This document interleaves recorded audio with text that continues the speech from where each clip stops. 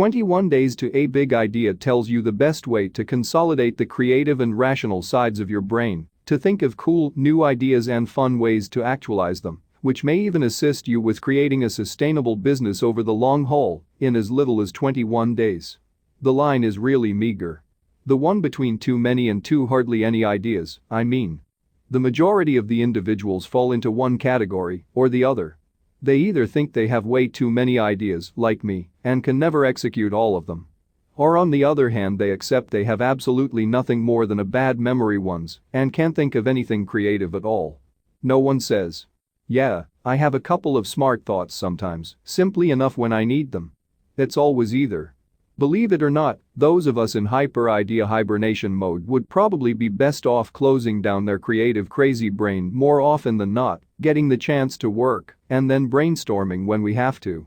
In any case, on the off chance that you're in the other camp, at that point this book is for you. Here are 3 exercises from Bryan Mattimore's 21 Days to a Big Idea to assist you with thinking of big ideas, and it won't take 21 days. Ask yourself what you wanted as a child to discover areas to innovate in. Utilize the AND method to think of ideas in a moment or two. Take a stab at billboarding to see which ideas could turn into a business. Ready to genuinely step up your brainstorming game? How about we make sense of what ideas are made of? Exercise 1. Kids' desires will get you right to the crossing point of creativity and rationality. In 1968, George Land took a test he'd produced for the NASA, aimed at deciding how creative individuals are, and chosen to offer it to youngsters. It worked so flawlessly that he thought even youngsters could do it. He was correct. And they passed without a hitch. Among 1,600 children, who were all 5 years old at the time, creativity was out of this world. 98% of them were ranked on the far creative finish of the range. To perceive how their creativity created after some time, he chose to release the same kids through that test again 5 years later. When they were 10, just 30% remained creative. That's a lofty drop, with 2 out of 3 children losing their creativity. As you can almost imagine, it just deteriorates from that point.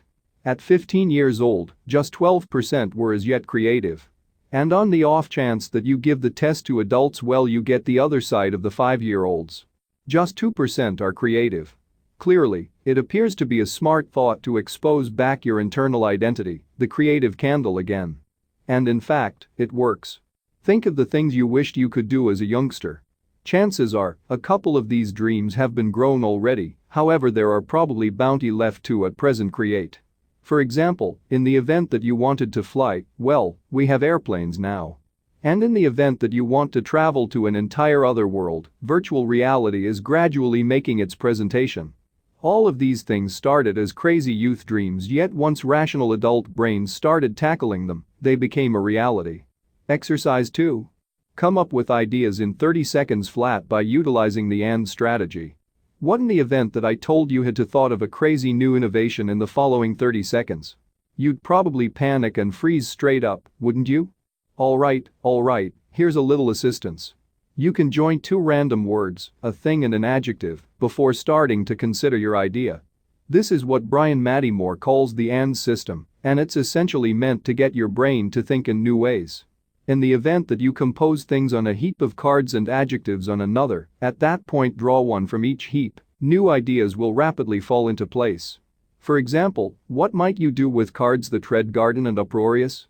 Maybe you'd start considering how you can assemble a music box that covers your entire backyard with its reverberation when you have a party.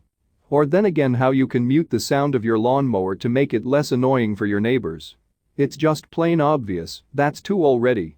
Obviously, this doesn't simply work for totally new ideas. You can similarly as well go through it to accompany a big idea in a particular industry.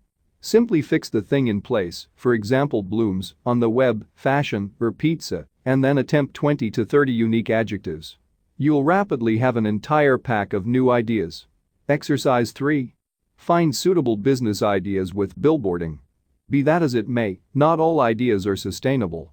To discover which ones are, you clearly have to get feedback from the real world. Before you do as such, notwithstanding, it concocts a snappy way of sharing your idea so you don't wind up allowing a 30-minute talk to each prospect. This is the place billboarding comes in. It works in 3 stages.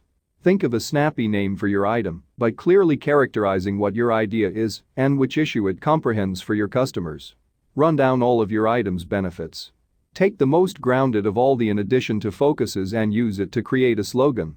For example, in case of the lawnmower suppressor above, you could call it Silent, Mute Mower, or Muffle More to make it instantly clear that it'll make cutting your lawn a tranquil practice. In addition, in the event that you make your slogan, never battle with your neighbors until the end of time, you're certain to tell individuals this'll take care of a potentially heated topic in advance.